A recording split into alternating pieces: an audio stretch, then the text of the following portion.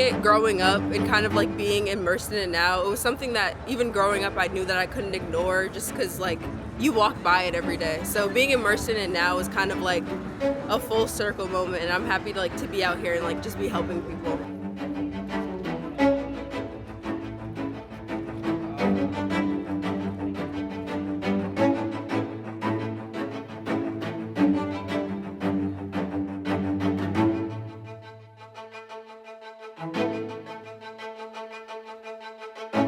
Do you want me to help you? I can roll it up. I'll make it fit if you want.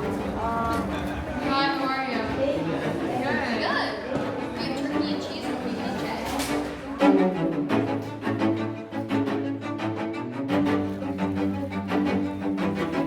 I didn't really know exactly what to expect. Like, we had been learning about street medicine and, you know, everybody's seen homeless people on the streets and all that, but I will say it's not what I've expected because it has challenged what I thought I wanted to do, like career-wise and stuff, and it's changed my view on certain things.